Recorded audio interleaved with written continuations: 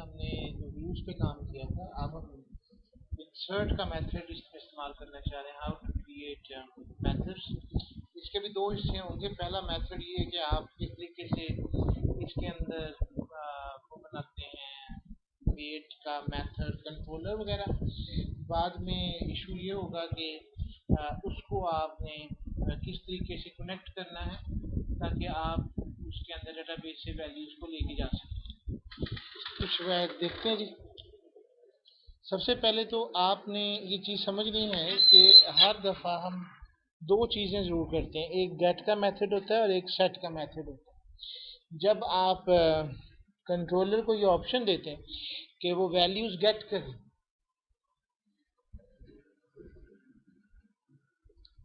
तो ये काम वो HTTP गेट मेथड के ज़रिए करता है।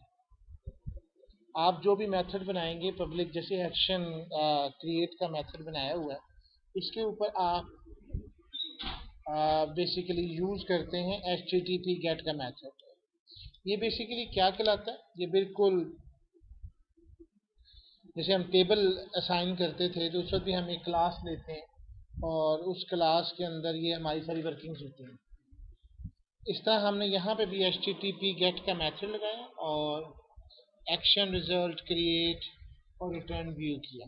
जैसे हमने लास्ट टाइम पे दो बना चुके थे, एक स्टूडेंट का हम बनाया था,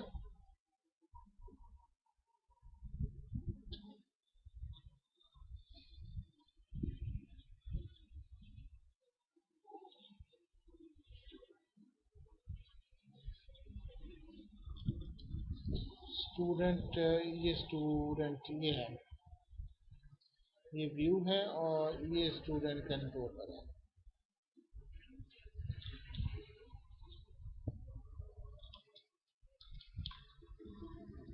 पब्लिक एक्शन रिजल्ट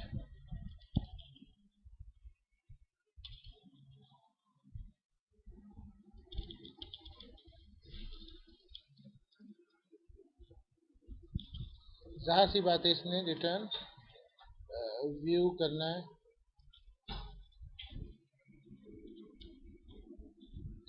लेकिन सबसे पहले हम इसको HTTP, आप फंक्शन देखें, HTTP डिलीट है, गेट है, हेड है, पैच है, पोस्ट है।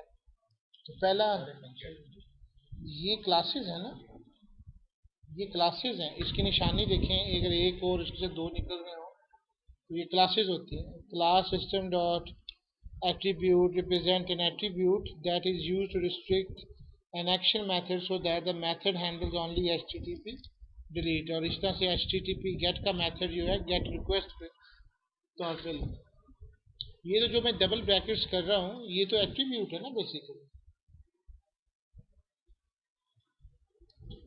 इसी तरीके से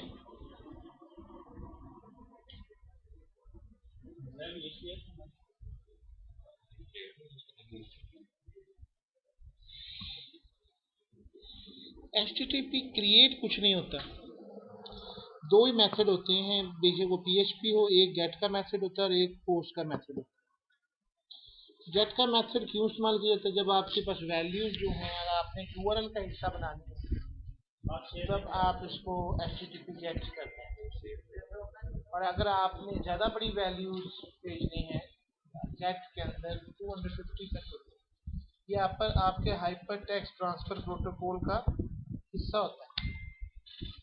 ठीक है, जब आप एंड्रॉइड से भी इसको भेजते हैं तब भी आप HTTP यही मेथड से भेजते हैं।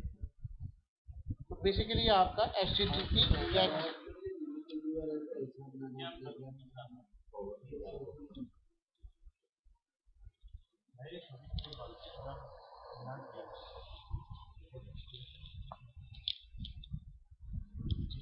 ये राइल माल की एक साइट है, ये PHP में बनी हुई है।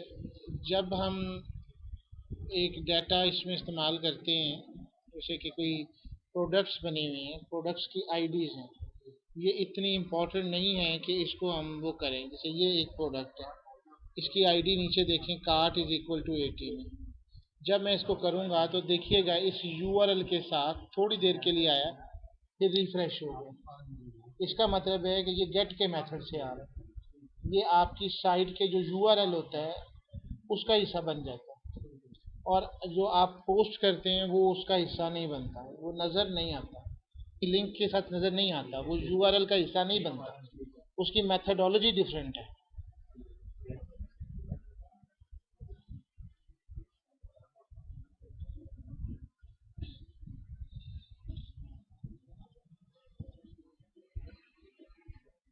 इसी तरीके से हमारे पास दूसरा मेथड है HTTP पोस्ट का, और हम उसका भी एक फंक्शन क्रिएट करना चाहें तो ये क्रिएट कर सकते हैं।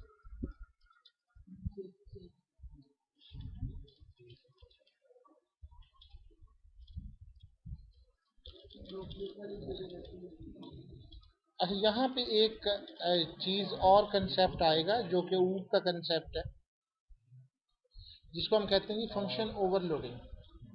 Function with the same name but with the different parameters.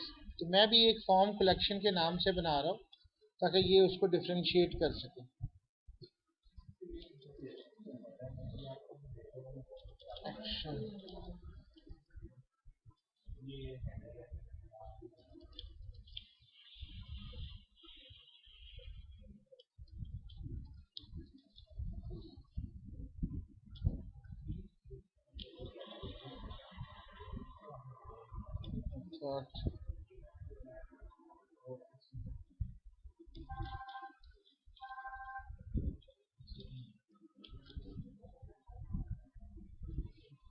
ये आपने गौर किया कि पहले नहीं आ रहा था, जैसे मैंने HTTP पोस्ट का ऑप्शन यहाँ पे एट्रीब्यूट दिया, ये फॉर्म कलेक्शन इस क्लास के साथ वर्कआउट किया।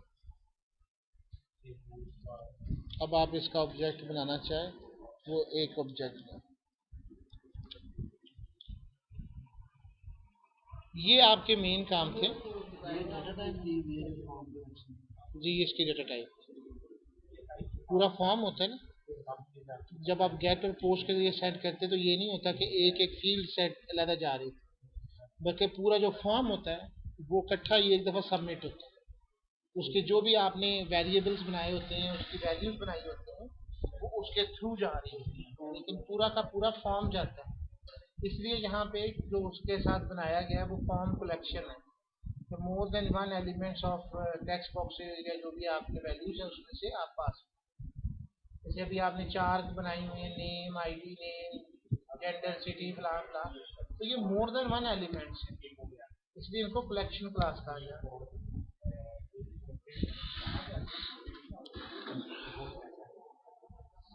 अभी ये जो सिचुएशन है वो यहाँ तक ये तो सिर्फ कंट्रोलर की हद तक थी कि हमें इसको बनाना है, लेकिन हमारे कुछ और भी एस्पेक्ट्स हैं।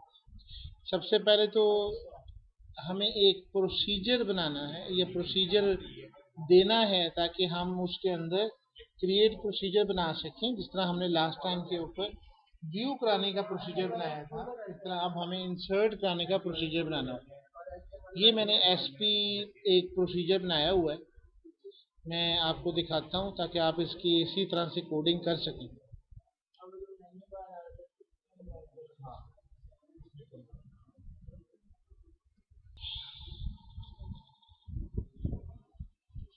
जैसे कि आप देख सकते हैं, ये मैंने क्रिएट प्रोसीजर SP से मुराद स्टोर प्रोसीजर आप अपने नाम के साथ दें, जैसे ऐड एम्प्लाई है, तो बिल्कुल उसी तरीके से यहाँ पे भी मैं एक नया प्रोसीजर बना रहा हूँ जब तक ये ओपन होगा। तो उसके बाद मैंने जितने भी वेरिएबल्स हैं, अब आज आप कल आपने पैरामीटर्स नहीं दिए थे। पैरामीटर्स क्या होते हैं कि जो आप वैल्यूज देंगे और वो पहले प्रोसीजर में जाएंगे एंड देन वो कोटेड करेगा। ये एक नया तरीका है प्रोसीजर्स का। अगर आपने सिंपल वैल्यू, तो जैसे आपने सिर्फ उसमें से वैल्यूज एक्सट्रैक्ट करनी है, सेलेक्ट स्टैटिक फ्रॉम टेबल, तो फिर तो उसको कोई पैरामीटर देने की जरूरत।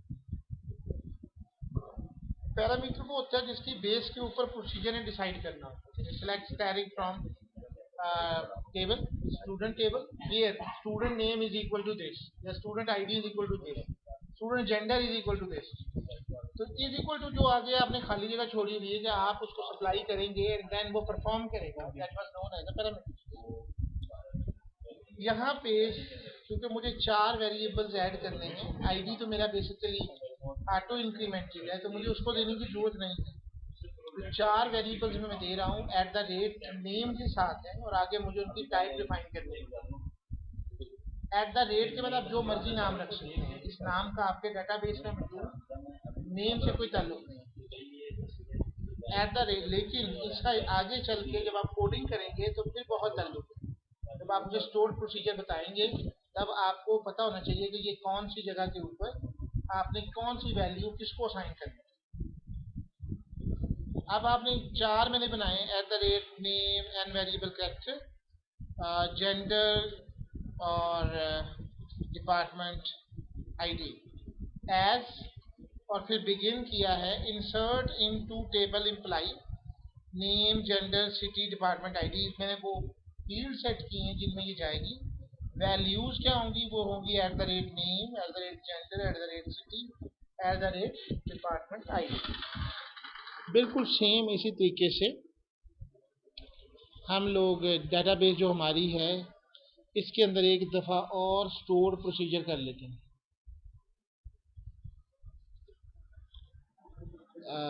एम सैम्पल, ये प्रोग्राम एबिलिटी स्टोर प्रोसीजर, यहाँ से एक न्यू स्टोर प्रोसीजर।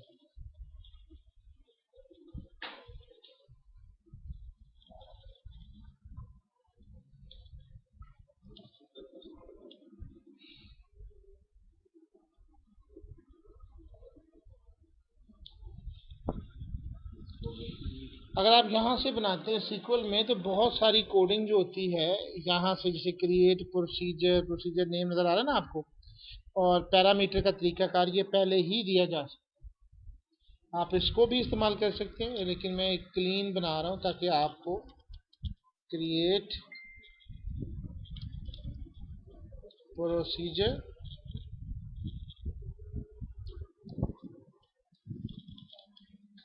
अब एसपी में फॉर एग्जांपल ऐड स्टूडेंट के नाम से। अब मेरे कितने हैं, ये टेबल्स है मेरे पास और इसमें मेरे पास ये स्टूडेंट्स हैं, इसके कॉलम्स हैं, नेम जेंडर कंटेक्ट, ये है ना हमारे पास। तो eight the rate name and variable character, ये इसकी आपने टाइप दे दी। फिर एट द रेट के बाद आपने जेंडर एंड वेरिएबल कैरेक्टर, और बेसिकली जिस तरह आप किसी भी लैंग्वेज में कोई डिफाइन करते हैं और उसके वेरिएबल के लिए इंटीजर देते हैं, तो ये सीक्वल को इन्फॉर्म करता है कि ये जो आगे मैं लिखने जा रहा हूँ ये बेसिकली एक वेरिएबल नेम है। At the rate is used for declaring a variable. Comma देना नहीं भूलना। At the rate for example contact. अच्छा, मैं सिर्फ डिफ्रेंशिएट करने के लिए एस लगा रहा हूँ। अब एस से मुराद स्टूडेंट है, ताकि ये ना हो कि आपको पता नहीं चल रहा हो कि किस वैल्यू में क्या जा रहा है। एज बिगिन, यहाँ से अब आपके पास ऑप्शन शुरू हो जाती है कि आपने क्या कमांड देनी है। अब यहाँ पे वो सिंपल सी कमांड लिख दें,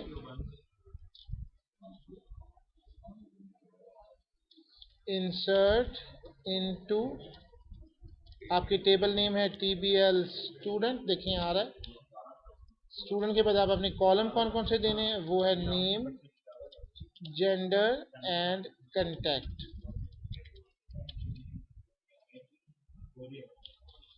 वैल्यूज, अब यहाँ पे at the rate S name, at the rate S gender, at the rate S contact, और ये आपका एंड की स्टेटमेंट होगी।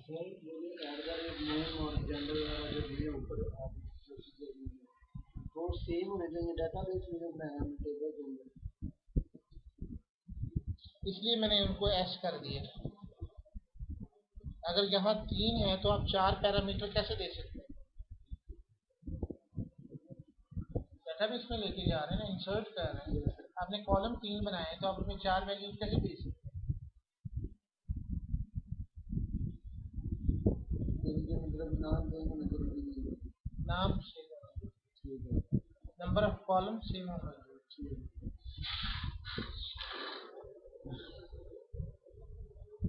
अब आप इसको रन कर लेते हैं तो ये एक प्रोसीजर जो है वो एग्जीक्यूट हो जाएगा। यहाँ से आप इसको रिफ्रेश करें, then you will get as add student procedure. आगे का काम थोड़ा सा टेक्निकली ख़त्म हो जाएगा।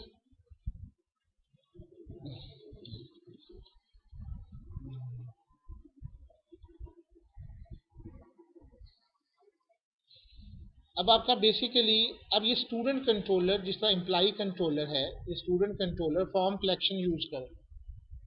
अब बेसिकली फॉर्म कलेक्शन आ कहाँ से रही है?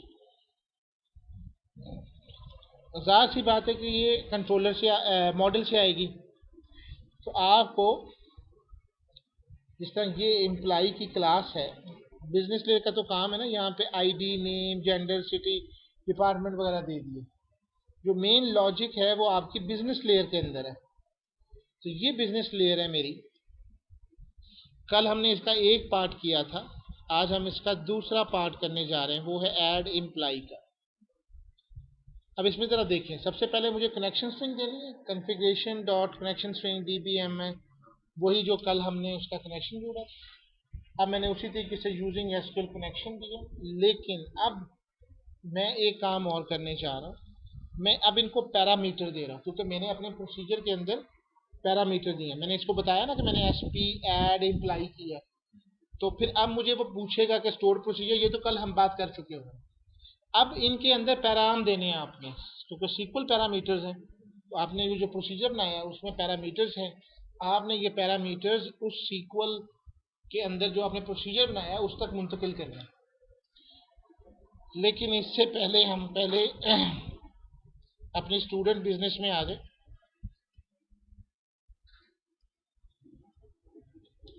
यहाँ पे एंड होगा, कहाँ एंड होगा?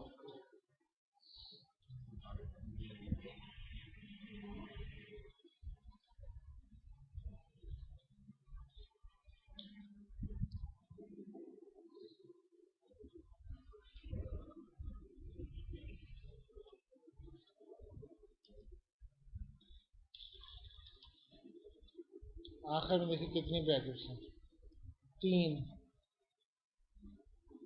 2, 2 के बाद बात होगा, 2 के बाद एक हम और फंक्शन बना रहे हैं पब्लिक का। पब्लिक क्यों बनाया जाता है? ताकि हम इसको एक्सेस कर सकें। मैं यहाँ पे एक फंक्शन बनाने जा रहा हूँ, पब्लिक वाइड स्टूडेंट, जिसका मैंने यहाँ पे स्टूडेंट का बनाया है, add employ student, insert student कर लें, नाम से क्या रखा है, इंसर्ट स्टूडेंट।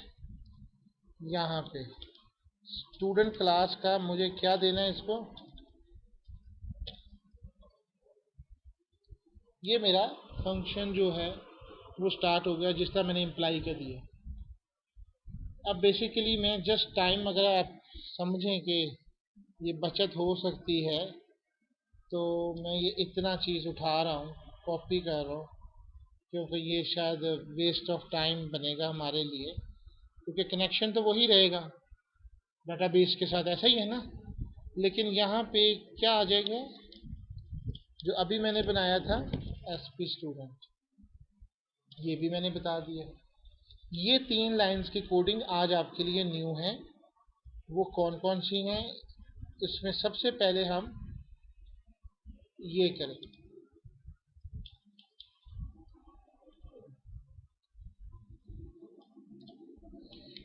आप उसे बताएंगे जी कि SQL पैरामीटर आप देने जा रहे हैं, उसका एक नाम रखेंगे।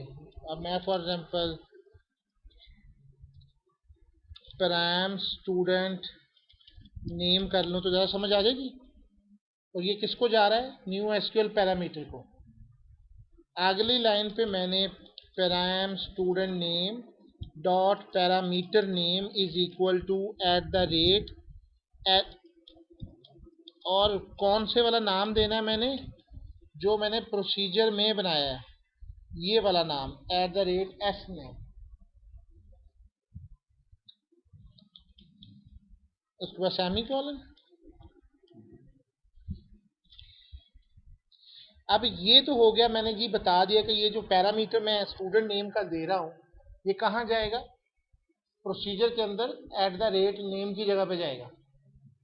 अब उसके अंदर params student name dot value, ये वैल्यू कहाँ से आएगी, student dot name, student dot student name तक पहुंचो। अब मुझे कोई आप बता सकते हैं ये स्टूडेंट नेम कहाँ से आया, मॉडल से, ये लिखा हुआ है स्टूडेंट नेम, क्योंकि हमने इसका ऑब्जेक्ट बनाया स्टूडेंट का। स्टूडेंट डॉट स्टूडेंट नेम में से जो भी आप देंगे वो ऑटोमेटिकली कहाँ असाइन हो जाएगा, आपके पैराम स्टूडेंट नेम के अंदर। ऐसा ही है, ये लाइन भी क्लियर हो गई। आखिर में आपने CMD का तो मतलब पता चल गया ना, ऊपर एसक्यूएल कमांड का, उसको आपने दिया जी डॉट पैरामीटर डॉट ऐड, और आखिर में आपने उसके अंदर ऐड करवा देने हैं पैरामीटर स्टूडेंट नेम। अब आपने वहां कितने दिए हुए हैं पैरामीटर्स, 3 दिए हैं।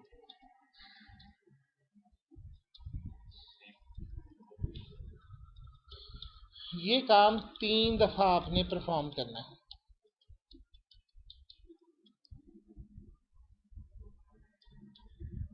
Prime student gender,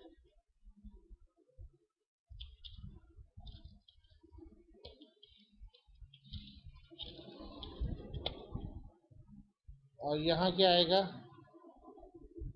S name की जगह, और स्टूडेंट डॉट जेंडर, और यहाँ ऐड करवा देना है स्टूडेंट जेंडर। अगला पैरामीटर मेरा कौन सा है, कंटेंट,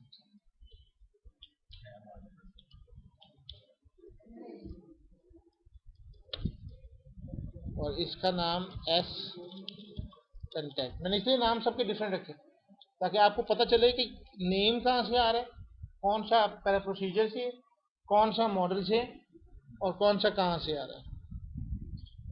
स्टूडेंट कंटेंट। अगर आप कॉपी पेस्टिंग कर रहे हैं तो बहुत ध्यान से कॉपी पेस्टिंग किया करें। स्टूडेंट एट कंटेंट, लेकिन जहाँ एरर होगा वो अपने आप आपको वजाहत कर दे। ये तो हो गया जी हमारे जो वैल्यूज हैं हम उन तक पहुंच गए हैं कंटेक्स्ट तक। आगे थोड़ा सा मैं करता रहा हूँ, अब आपको ये प्रेजेंटेशन भी समझ आएगी।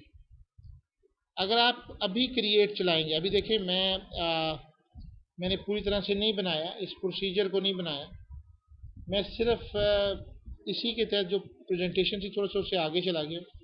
लेकिन अगर आप स्टूडेंट कंट्रोलर पे आएँ और यहाँ पे राइट क्लिक करें, ऐड व्यू करवाएं,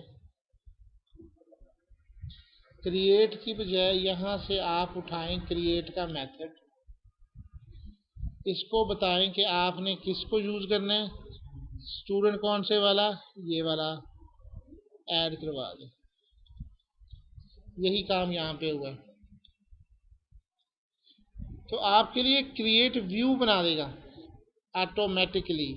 इसकी कोडिंग को भी देखें आप लोग जी, ये देखें आप, ये मॉडल इसने जनरेट कर दिया। ये क्रिएट डॉट HTML को चला लीजिए, ये ज़रा गौर करेंगे तो ये स्टूडेंट के अंदर क्रिएट डॉट CSHTML बन चुका है। अभी आप देखेंगे कि क्योंकि ये जो मैंने अभी काम आपसे कर रहा था, ये क्रिएट का फंक्शन ऑटोमेटिकली उसने बना दिया। लेकिन अगर आप इसमें स्टूडेंट नेम के तौर पे रिजवान अहमद और जेंडर मेल कांटेक्ट है, लाइक दिस। इसको क्रिएट करते हैं तो ये क्रिएट हो चुका है। अब back to list is one Asfa create name name.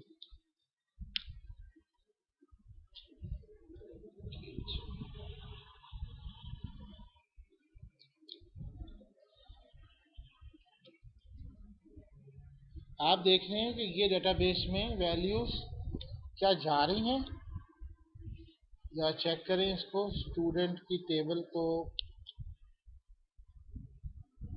Edit और सेट,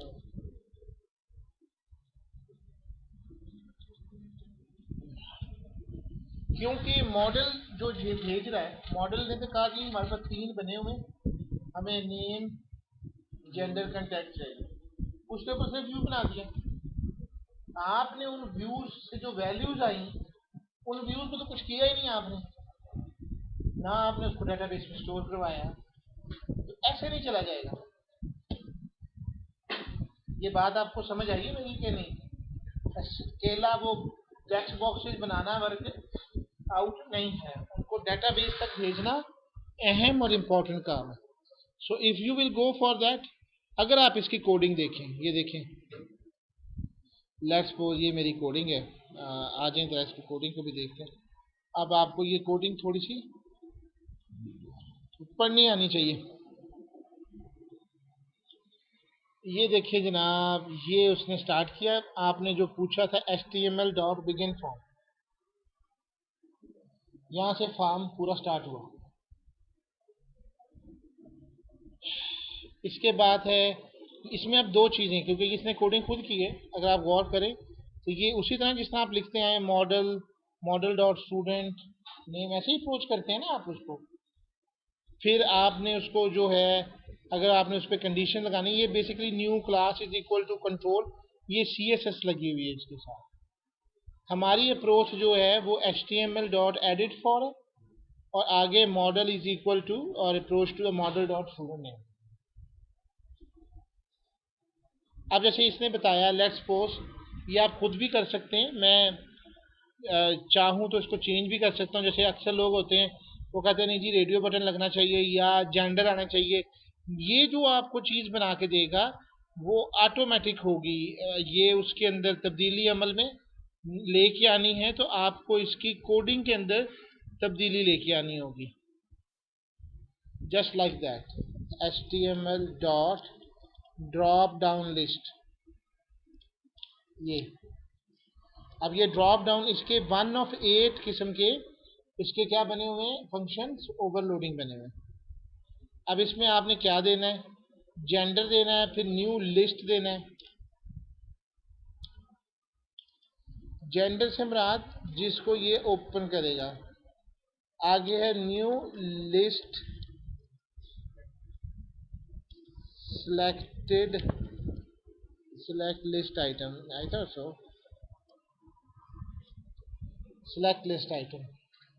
सिलेक्ट लिस्ट आइटम से मुराद है कि ये अब आप इस ड्रॉप डाउन के अंदर कौन सी वैल्यूज दे रहे हैं, क्योंकि ये बेसिकली एक कलेक्शन है।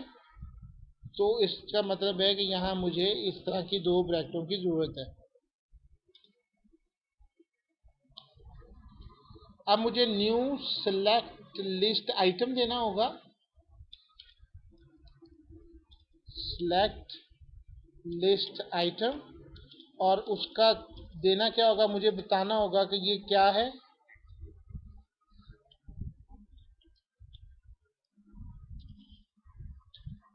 ये टेक्स्ट है, ये फर्क देखें, यहाँ बड़ी कर्ली ब्रैकेट्स आनी है। Text is equal to mail,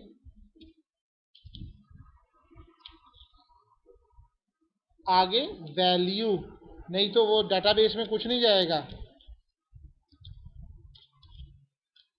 ये एम भी दे सकते हैं आप, मेल भी दे सकते हैं, जो आपका दिल करे। New selected list item, text is equal to female, आगे इसकी value is equal to female,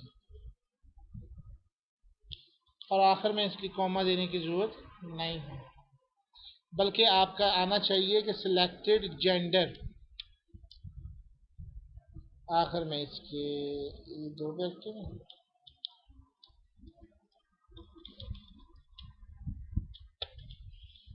ये जिसकी आपकी पूरी कंप्लीट हो गई।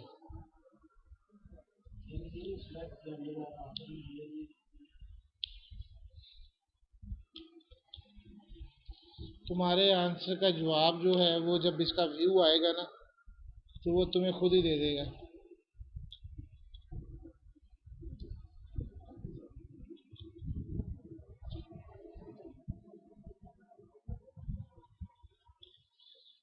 कहीं नजर आया सिलेक्ट जेंडर?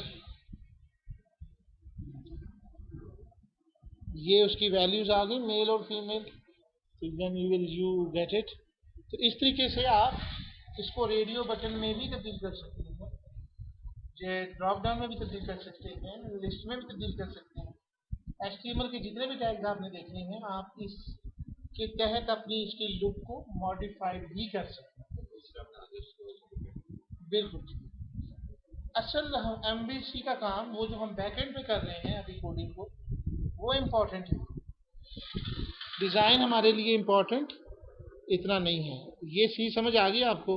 तो you will see that create is there. अब ये वही वाली बात मैं जो आपसे पहले कर चुका हूँ, क्रिएट प्रोसीजर बनाना है, और ये कोडिंग में आपको लिखवा रहा था।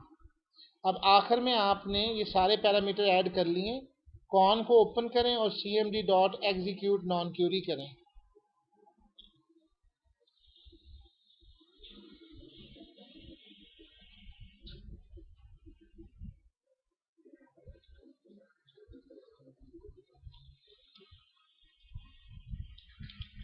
कॉन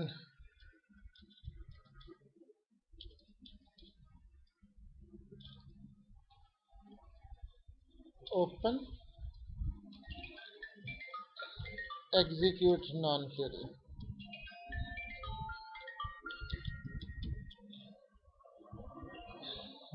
ये स्टूडेंट बिजनेस ले con.open cmd.execute non-query। So this is the end of the two days lecture. लेकिन अभी हम इसके साथ